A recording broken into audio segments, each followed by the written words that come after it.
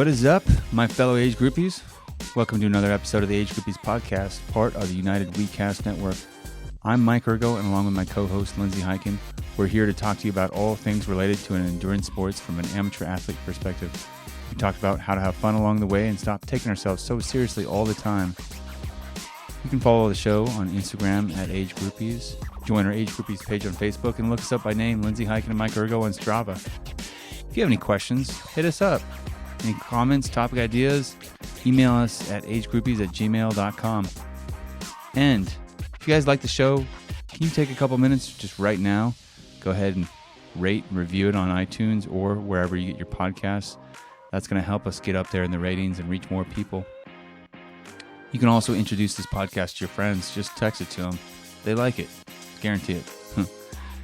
One thing I'd like to plug is my Gold Star Triathlon /Duathlon /5K that'll be hosted virtually over the weekend of August 21st through 23rd.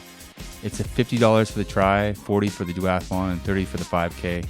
Prizes will be mailed to the top finishers in each, and every participant gets a Gold Star Initiative patch. I'm sure you've seen those around, because 100% of the proceeds of the Ironman go to the Ironman Foundation's Gold Star Initiative. Links to all this will be in the show notes, so check it out. Today's episode is an interview and race recap. We talked to longtime friend of the show, Brenna Brodnax, about her self-supported iron distance triathlon that she completed on the Ironman Santa Rosa race course the other weekend. And we also recap my own Pandemic Man 70.3, which was on the same course, just half the distance as Brenna's. It's a fun one. Brenna's cool. I'm glad we finally got to talk to her on the show. Been a long time coming. So stick around, and now let's get to the show. Hey guys, welcome to Age Groupies. Thanks. Happy to be here. Glad to have you on the show, Brenna. Yeah, I'm excited. yeah. I feel like I'm interviewing the two of you because today's topic is going to be race reports from these solo races that our buddy and age groupie Brenna Brodnax did the full Ironman Santa Rosa. Yes. Yes. So cool. Woohoo.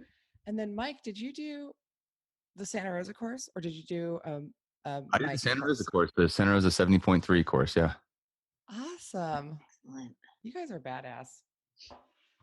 Although now I'm going to stop saying that because I recently, one of the comedy podcasts I listened to, they were making fun of people who say badass. And they're like, if you're saying people are badass, then they're not badass. And I was like, wait, what? No, I'm like, I mean it when I say that. So my apologies. Don't take offense. I mean it sincerely. You guys are badasses.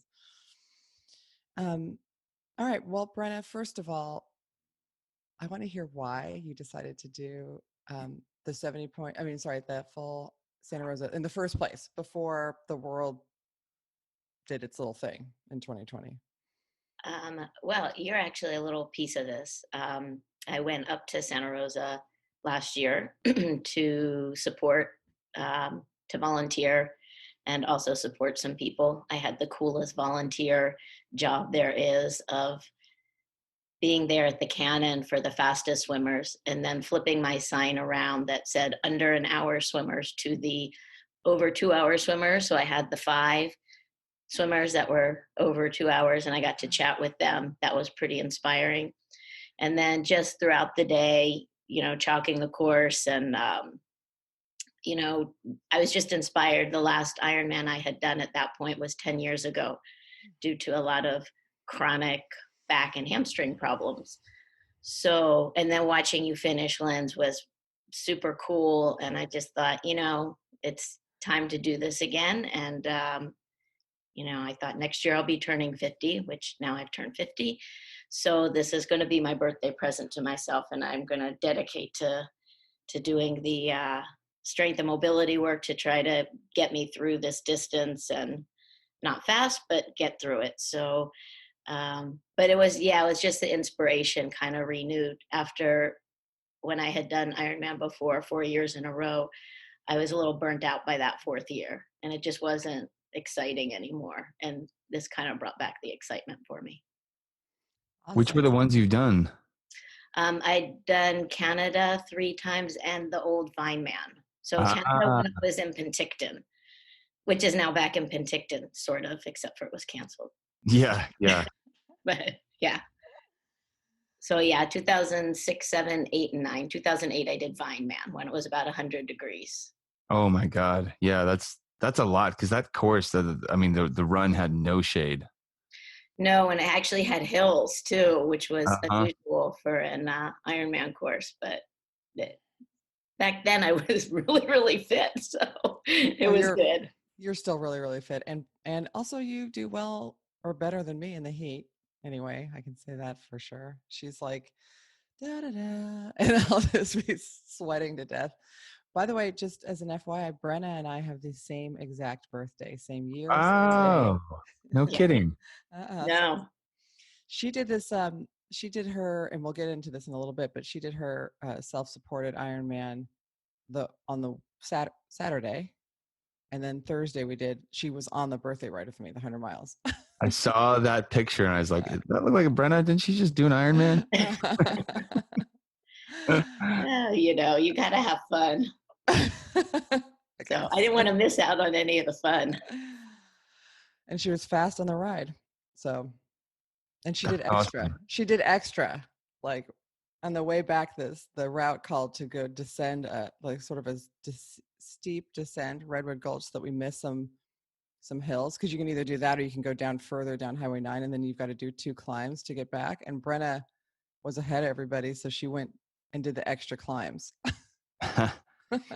Well, can I ask Brenna, so when the Ironman, official Ironman got canceled or postponed, when did you make that decision to do your self-supported race?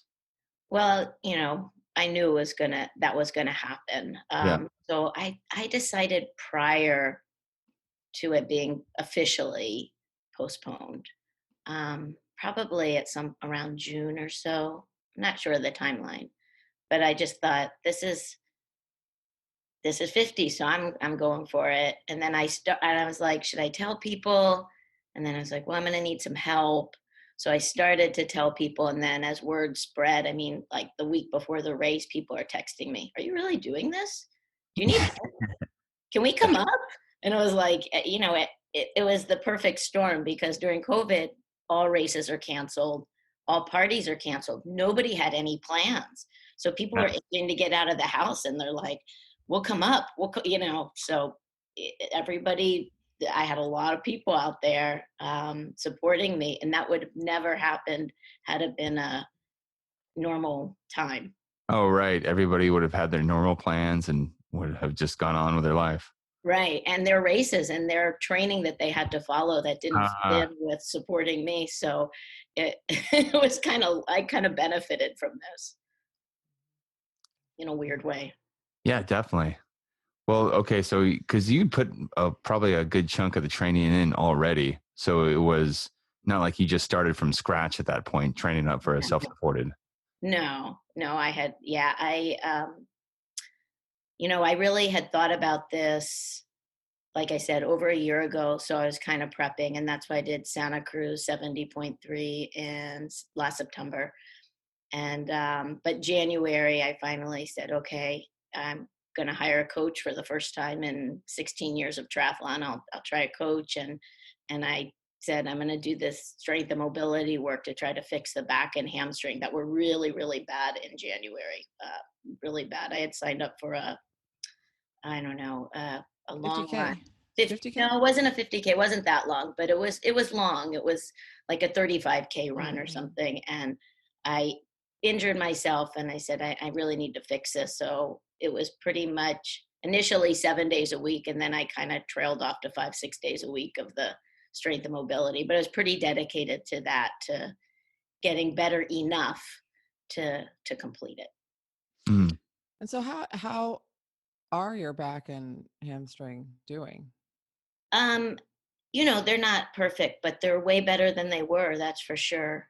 I don't know if I'll ever be able to do like any sort of ultra running, which would be super cool to do, but it just tightens up the whole time. If I get off the bike and stretch, then I can usually be okay. That's why group rides are okay, because I can stretch. But it varies. Sometimes it's bad, and sometimes it's not as bad. So Brenna did have back surgery actually a few years ago. yeah, kidding. 2015. Yeah. So she's doing, I mean, it's pretty amazing Yeah. to come back from back surgery. I've heard of people who are non-athletes saying like all the stuff they can't do because they had back surgery. And I'm like, my friend just did an Ironman and she had back surgery. Yeah. It just depends Yeah. on what you want to do. Yeah. All things considered, you're doing pretty well. Exactly. So what kind of preparation did you take besides the training? I mean, I imagine you had to like gather, what you're going to take for nutrition and, gather, your volunteers and place them along specific ways along the route to support you. Yeah, so I'm notoriously bad with logistics. So that was a little stressful for me because I really was trying to coordinate something that I kind of suck at. Fortunately, the people that I'm friends with are really good with logistics, and they're like, Brenna, we'll take care of you. Like, just do your thing, and we'll be there. And so, I mean, I did try to coordinate as much as possible, but they came through. And there were things I didn't know that happened initially, like there's my bike sag was following me so I wouldn't miss a turn, because I'm also super like winner chicken dinner when it comes to getting lost. I want to get lost, I will find a way. So I went in getting lost, and one of my friends who was riding with me had the route on her bike computer, so I was kind of double covered. But the SAG would drive and then to each turn and tell me which way to go. But sometimes the turns are close together, or there was no cell service, so they couldn't see their Strava route. So there was a lot of stuff that happened behind the scenes, and I don't know, they somehow figured it all out and were there. And despite these logistical things that happen, they kind of figured it out one way or another. That's a sign of a good support crew, is when all those things that inevitably will happen, you as the athlete don't find out about it until afterwards. That's yeah, cool. They were absolutely amazing. Mike here. I want to talk to you about UCAN Superstarch. UCAN is what I consume on the race course and for long or intense training sessions. Now, it's different than any sports nutrition out there because they use superstarch. Superstarch is a complex carbohydrate that doesn't spike blood sugar, delivering a slow and steady release of glucose into the bloodstream. Stable blood sugar provides steady energy to both the muscles and the brain and controls cravings caused by blood sugar lows. I recently used this to complete the Pandemic Man 70.3 using only UCAN, and let me tell you guys, I was surprised by how well it worked. Pleasantly surprised. I didn't need to use any gels, anything, just UCAN. And I felt great. I didn't feel bloated, didn't feel hungry, didn't have any of those intense cravings I get on the race course a lot. So I want you to try it out too. Learn about why you should fuel the pursuit with UCAN and save 10% on all your orders by using the link in the show notes or entering the promo code UCANInspire at checkout. That's UCANINSPIREME at checkout. Thanks. So that was a big thing with the logistics. And then the nutrition, I totally changed my nutrition. Sort of last second, I switched over to My Spring Energy, and I was using Noon Endurance. I don't know, by the run that I had fallen apart, so I'm not sure if that was the best or not. And when I did Ironmans in the past, I had always used Infinite. And I didn't really, that wasn't sitting as well with me anymore. So I said, I'm gonna try something new. It's always weird how you can use something for a while and then just all of a sudden or slowly it doesn't work anymore. Yeah, it's very strange. It's like your body says, we've figured this out. We're gonna kind of fuck with you now. Yeah, we're gonna rebel against it. So go, all that work you put into dialing that in, now do it over again. Yeah. Yep. I think our physiology changes, and especially, well, I think for everybody, but for women, Brenna and I both just turned 50. Like, our systems are going through some shit right now. And so, I think it's like it is. It's like having a whole new body. You know, I used to be able to drink like Heed or whatever Hammer product, just whatever. It didn't really matter. And now my body's like, nope, you're going to have cramping and bloating for the rest of your ride. Enjoy. You know what I mean? It's like you just very. I mean, I think the road narrows, but it's good that you had the people there. I think to um, support you in case something went wrong. And I know that your run was a little bit tough. Yeah. But I want to back up really quickly and just have you kind of run us through the actual race. You wrote a beautiful race report, but just kind of take us through just how it went and what your thoughts were, you know, a little bit on each leg of the race, if you don't mind. Yeah. Well, I mean, like gratitude would definitely be the theme of this race. I just couldn't believe all the people that were there to support me and make it like just the most amazing day, really the most amazing day I've ever had. The swim was super cool because we got to watch the sun come up. And Lake Sonoma is, you know, the perfect place to swim. The temperature's perfect. The water is clear. Um, and then my friend Alon was paddling out, so I had company. Although at one point, he doesn't speak a lot of English. So at one point, he's pointing towards this buoy, and I was like thinking, well, you know, I'm just going to make 2 loops. So it kind of cuts off the end. So I go out towards the buoy. I'm like, dang it, there's a current out here. Why is he pointing me this way? I should have just done what I was going to do. But other than that, when I got to the swim start, Alon was wearing this shirt. And I was like, what? Are you kidding me? And the shirt said 140.6 in Santa Rosa, Team Brenergizer, 50th anniversary, 1970 to 2020. And then on the back, Cool. said, friends help you try. And I was like, I couldn't believe this shirt. And he's like, you will get one of these when you finish the race. And like everybody had these shirts. It was supposed to be a surprise, I guess, but I was already surprised. So and the swim, I breathed bilaterally, but when I would turn to his side to breathe, I was like, I just smile like in my head because I'm looking at this shirt and I'm like, who did that? That's amazing. That is so cool. So it was awesome. And then, you know, I just parked my bike on the boat ramp. You know, nobody's there because I started at 6 a.m. because I didn't want to, you know, deal with boats. So by the time I was out, there were still no boats in the water. So just, you know, changed clothes and off I went onto the bike. And my friend Trish and my friend Venkat rode with me. Trish rode the entire bike. And she almost didn't ride because in the morning I took off her wheel to throw it on the roof rack, and she has a like very strange through axle on her bike, and the axle was loose and it was kind of a mess, but it got fixed. So before the bike, so that was good. And we took off, and Venkat rode 80 miles with me, and Trish rode the whole 112 and ran 18. Wow. Which with no taper, by the way, 0 taper. Is this this is a person I just met on our birthday, right? Yeah. She Came to the beginning, but then had to go to work. Yep. Yeah. That's awesome.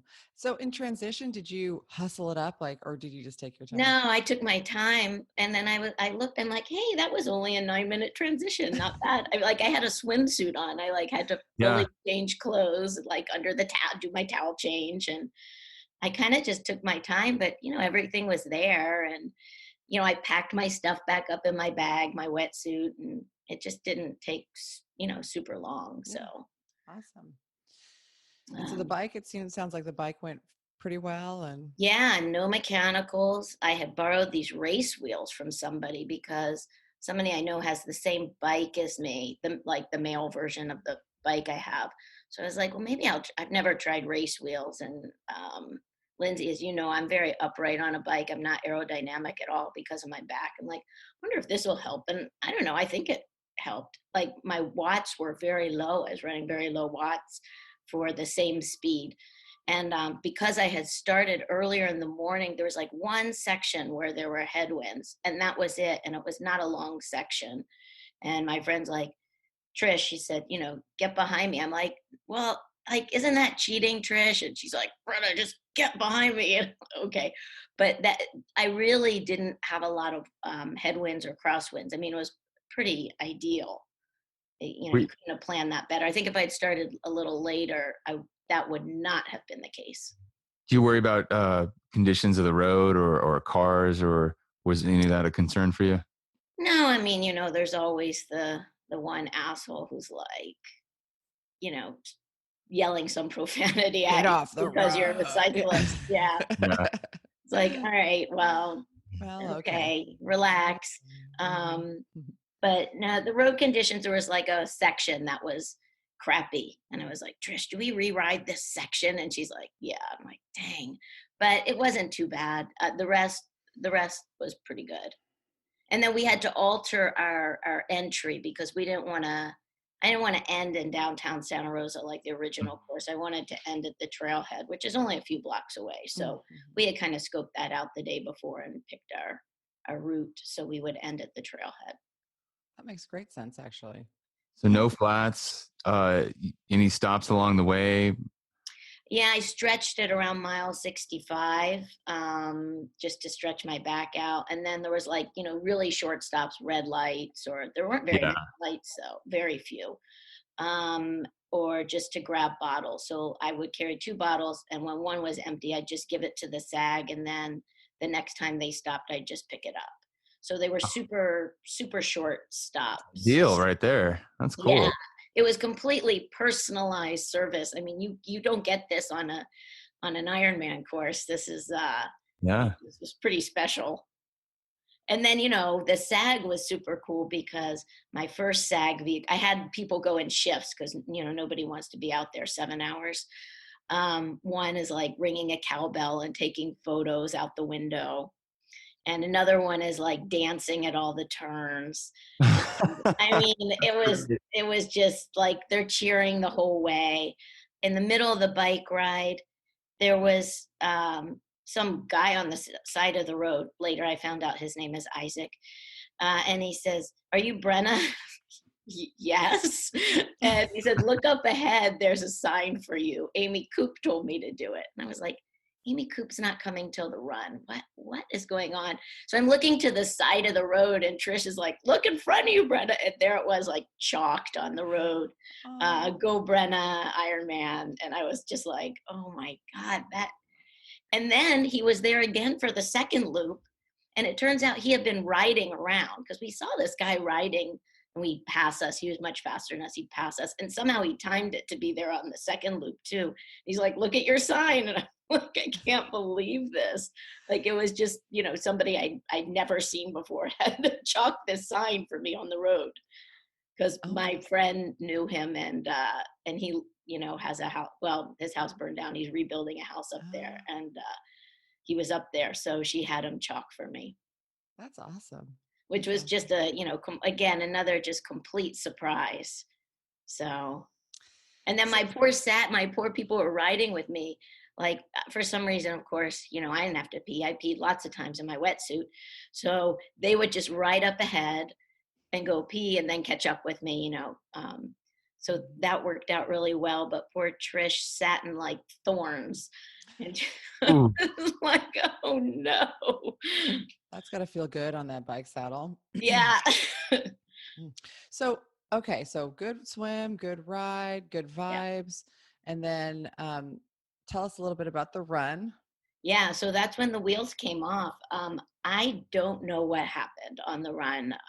I don't know if I was undertrained all season. I was worried that my coach wasn't giving me enough volume as I had in past years training. I don't know if my core temperature was hot. I didn't feel hot. I don't know if it was like a salt imbalance or what my doctor later said it could have been is my bronchioles constricting. But I got to the run and I start off, running, and I couldn't breathe. I just couldn't get in air.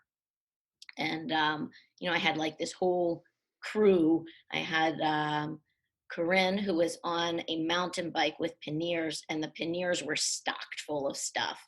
And then I had 2 people ran the whole marathon with me. And then there was, I think, about 3 other people who ran 1 to 2 loops with me. Because I did 2 9-mile loops and then an 8-mile loop, sort of, because that was another thing I didn't quite do right. But anyway, they would get water for me or Coke for me, because usually by the run, and that seems to be consistent with Ironmans of the past, I still can only do like water and Coke and salt tabs, and that's about all my stomach will take. Um, so I couldn't breathe, and everybody said, you know, breathe in really easy, and they would count for me and breathe out, and everybody's chatting away, and I wanted to chat because I'm very chatty, and I couldn't talk. I was like, Were you walking at this point, or running? then I started walking. So I started off jogging, and then I started jogging slower, and then I started taking walk breaks. So I'd walk and jog, but the walk breaks got longer and longer. And then at some point, I got kind of nauseous and dizzy, and I said, I'm just going to have to walk. So I walked a lot, and my friend Summer says, Brenna, if you want, I can stick my finger down your throat and make you throw up. That's a good friend right there. I mean, Pull that's a trigger for you. full service. That is full. Yeah. You don't get that at Ironman. Yeah, no. And I said, the problem is that I don't throw up. I'll just gag. I know myself. I won't throw up. I said, That was your friend Summer? yeah, that was my friend Summer. Shout out.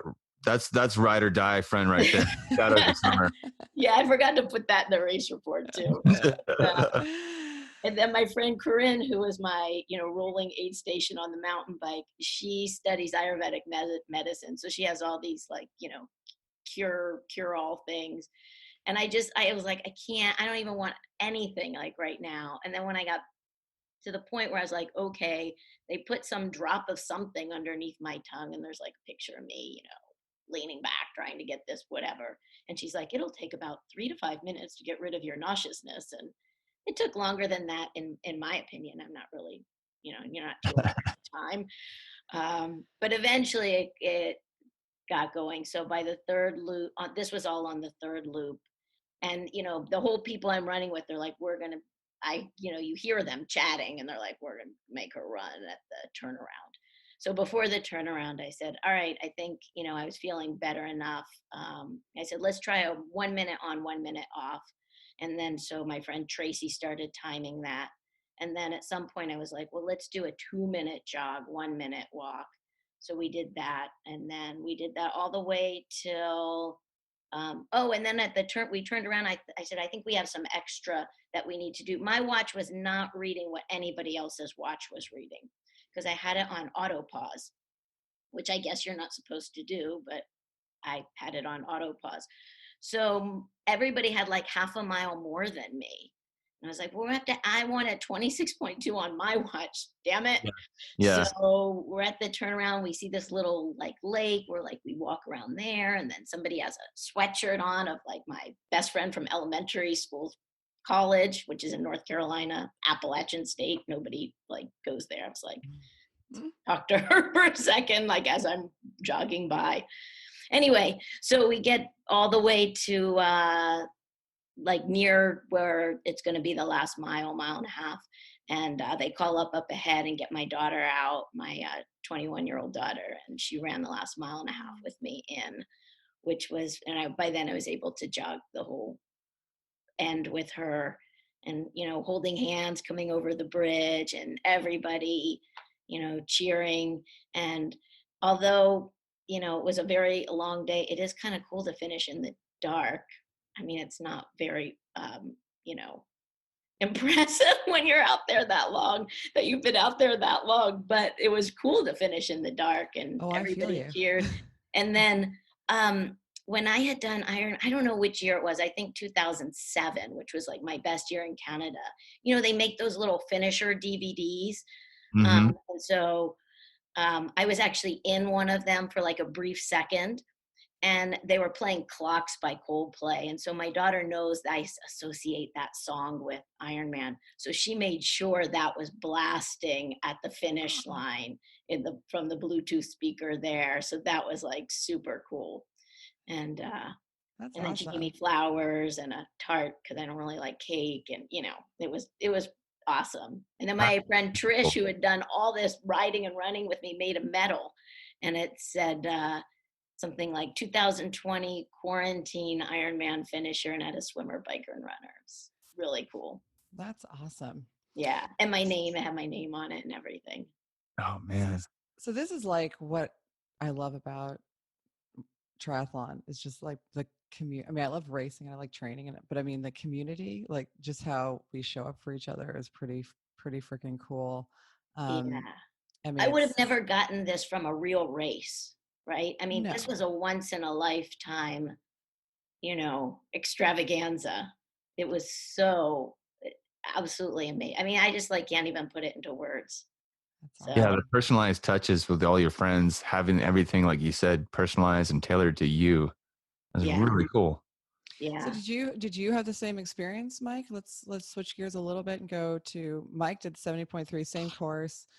Were you more of a solo guy or how was your thing set up? Oh, um, first of all, I just want to say also that Brenna, you are a badass for doing 140.6 self-supported like that. That's a long day. That's a long day. So my hat is off to you. And I'm gonna hit you up for some pointers on doing the full, because I might do one in February. Oh, awesome. Like Yeah, Luna? probably the same course. Well, no, I wish Kona won't happen until October, but I think I'm instead on that same day. I think I'll do the Santa Rosa course in the winter. Oh, So, awesome. I'll be happy to go up. woo. Yeah. Um, Add one more to your support crew. all right, all right. Awesome. Ours was a little different. So Pandemic Man 70.3. We did the Santa Rosa 70.3 course almost exactly. My friend Eric lives downtown Santa Rosa, so we modified it just to make the transitions at his house. But the day started out great. I mean, my friend Eric, another Marine, I actually met him at the finish line of my first Ironman, Santa Rosa. He saw the Marine Corps insignia. He's like, "Hey, Marine. All right." So, instant best friends. He made an athlete guide. I mean, get this. He took Santa Rosa's athlete guide and he made it for Pandemic Man, made the graphics and everything. And then my favorite part of it was, they talk about the support on the course, the on-course support, bike support. Nope. Medical support. Nope. Like aid stations. No, not those either. And so but he tailored the whole thing, which is great. And so we showed up at his house at 5 a.m. He had bike racks set up in there. So we staged our gear, set up transition, and then he had his brother, long story short, they own one of those like party buses. And so for a nonprofit they support. And so we rode a party bus from his house in Santa Rosa all the way up to Lake Sonoma with us and the bikes inside. We get there. So cool. It was really cool. Yeah. It had like it was interesting because it has that mood lighting, that you'd have at night, but this is 5:30 in the morning, so it's still dark out, but it's just a different vibe. But it was cool, so we were pumped up, and we get to Lake Sonoma, throw the wetsuits on, and we make it a group swim. And the whole thing we were gonna do a group effort, which is cool. There's 4 of us, and so it was a perfect size for doing a group event. So because we didn't want to risk being out by the boats too, we went to the swim ramp, started where you usually start, and hooked a right under that big bridge and just hugged the shore until we got, halfway and then turned around. So we made our 1.2, which was great. I hadn't swam. I'd swam one time since the pandemic started. So I said, we'll see how this goes, but I got a wetsuit on. So, I Go to the buoy. There's like a little buoy near Uh-huh. the boats out there. That's kind of Yeah. a turnaround spot. Yeah. Yeah. We were right out there. And Eric was the fastest swimmer. He was a reconnaissance Marine, so that's just in their DNA. I was the second fastest. So we swim to, one of the points and stop and wait. And I made a game of diving because you're right, Brennan, the water's so clear. Just, I would dive down and find things. I got myself a pair of sunglasses, like I want to go back and dive right by the boat ramp because I found a bunch of nasty like trucker hats that have been falling in. All the people are loading their stuff in there, but there's probably a lot more cool things to salvage. The swim was good, nice and easy, perfect temperature, beautiful. The fog started burning off while we're swimming. Get on the bike, and I was expecting it to be a little cold for that first descent, because if you haven't done the course, when you descend from the Ironman Santa Rosa course, you are at the top of a big hill, and you descend down for, I don't know, a quarter mile, half a mile, something like that, maybe a mile. And then after that, it levels out. We felt good. One of our guys lost a bottle on one of those first turns. So, we ended up making two different stops. One guy with us, and this is two of us had done, a handful of Ironmans and halves, and two of our guys had done a 70.3 duathlon, but had never done a legit 70.3 triathlon before. One guy's just a freak of nature, and Joe, he just showed up. He's like, I haven't really swam before. Do I need goggles? That was his approach, but he swam. He did it fine. One of those freaks of nature that you just, you could easily hate him for how athletically gifted he is. But he rode with us, Sort of and like, I call it the Pippi that Pippi Longstocking effect, where like, because that character like would do stuff that she was impossible to do, but it's because she didn't know she couldn't do it. She could do it. It's sort of like that effect. Like, I guess I can swim, so I can swim. Yeah, I mean, the night before, he texted me. He's like, "Hey, are these pedals easy to put on a bike?" Because he'd never rode with clips before. He did the last one with just flat pedals. Freak of nature. So we were like, "Yeah, go to a bike store, bro." And so we went to a bike store, had them put on. But the clip that's on your shoe that attaches to the pedal had come off and got stuck in the pedal. And so we had to stop in Geyserville, and so pull our tools out so we could fix his bike situation. So he was doing single leg drills for a little while. Then we stopped in Windsor to get some water and split it up amongst everybody, one of those big jugs.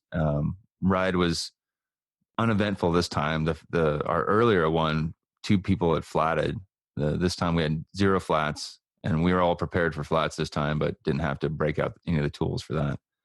And then we get to the run, change over. I'm doing full changes, so I changed over to running gear, and it was starting to get pretty warm. It was in the 80s, and the trail in Santa Rosa can get a little dicey, when it's not Ironman and they don't clear out the homeless people who live on the trail. A lot of people are there, so we ran past people with scales out weighing crack, and it was like, I will say really quickly, because you guys wouldn't know about this necessarily, but even when they clear them off for the actual race, when it gets dark and they give you the headlamps, they can't stop people. And that was one of the things that kept me running, was that I looked over and saw like some dude just sitting on the side with like a cane and a scary look in his eye. And I was like, and I was alone, I'm like, I'm going to pick up the pace here. So motivator. Exactly. That's why when my daughter came out, they made sure somebody accompanied her.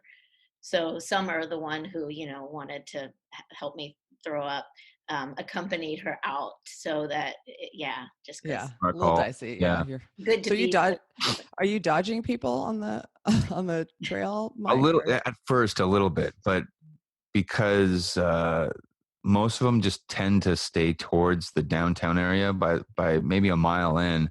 There weren't too many people. Mostly it was just other cyclists and runners passing us. And so Eric, my friend, had made race bibs for us that said Pandemic Man on it. So we were wearing those, and people were going like, wait, there's an actual event today? I thought everything was canceled. And we're like, not the Pandemic Man, my friend. Pandemic Man is going on despite everything.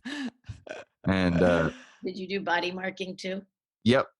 Yeah. So it was great. It was fun because we did all the things that you associate with race day. He had like a bag that had, a race shirt in there. He made sweatshirts for us.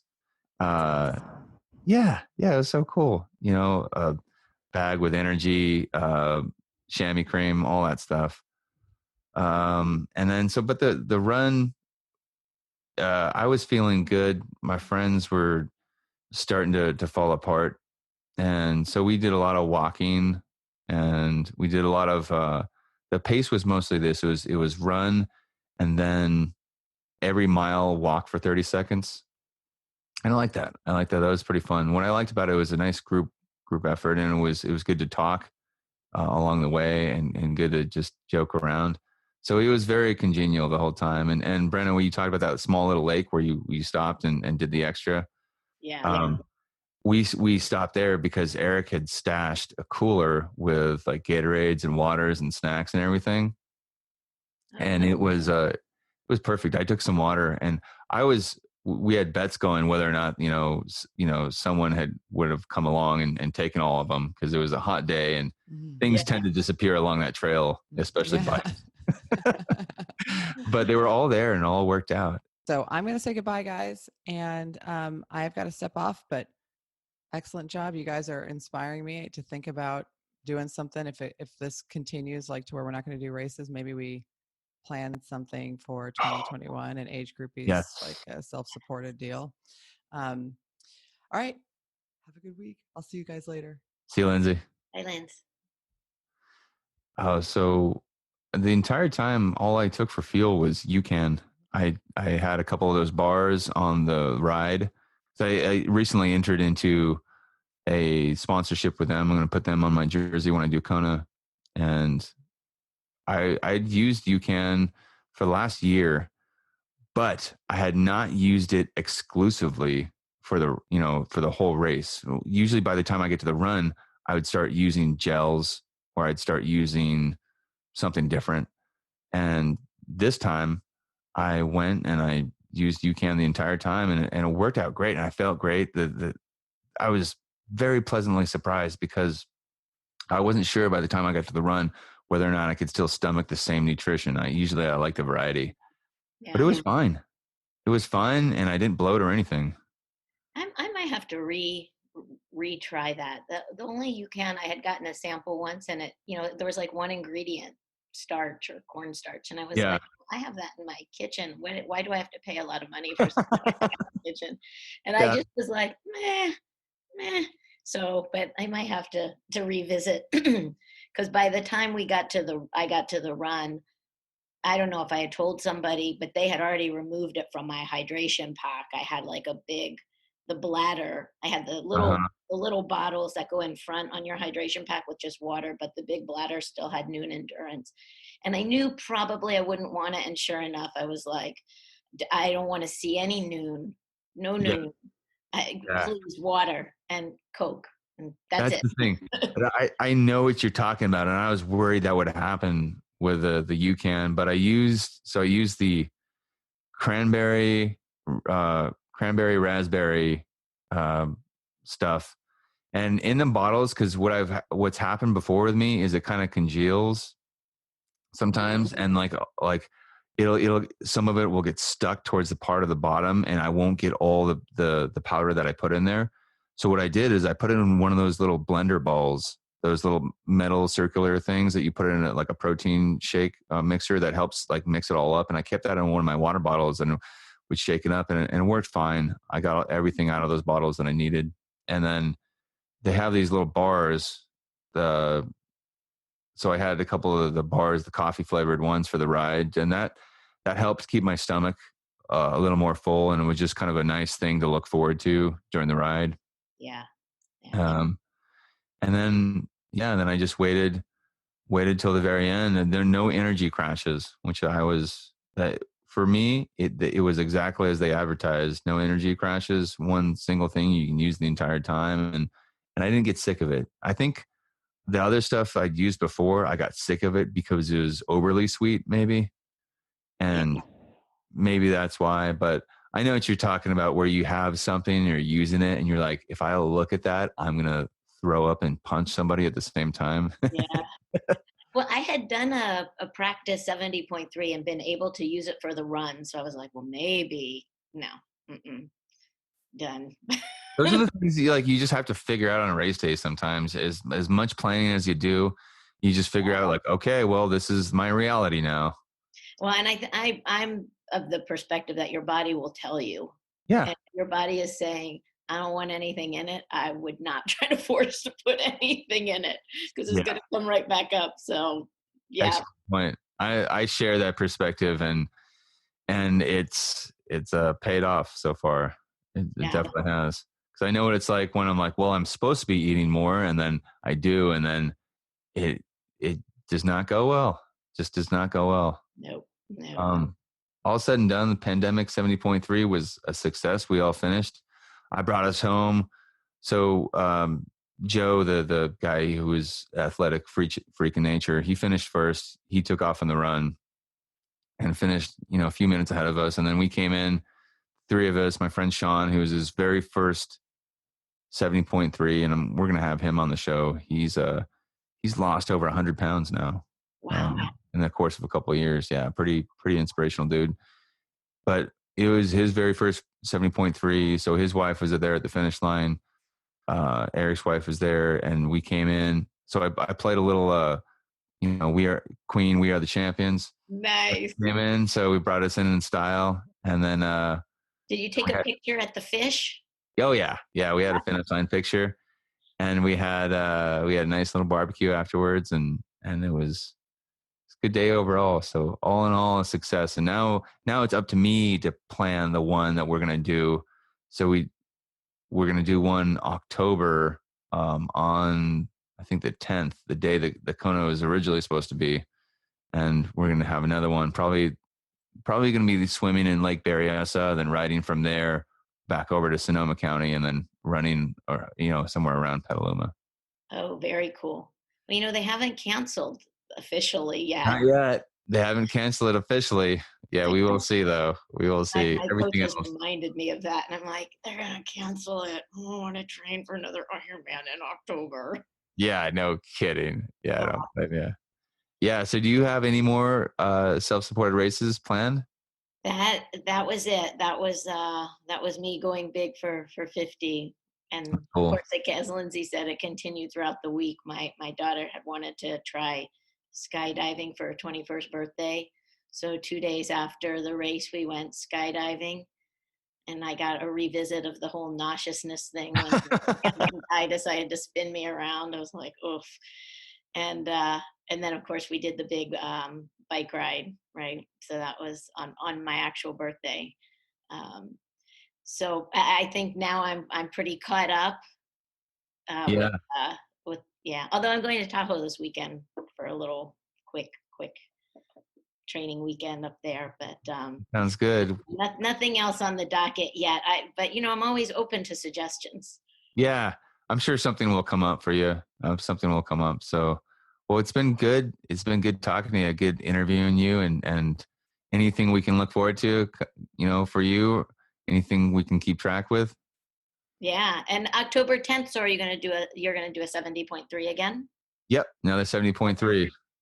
Well, keep me posted, because it's always fun to do fun things. Yes. Okay, will do. All right. Well, thank you for joining us on Age Groupies, and we will talk to you all later. All right. Thanks, Mike.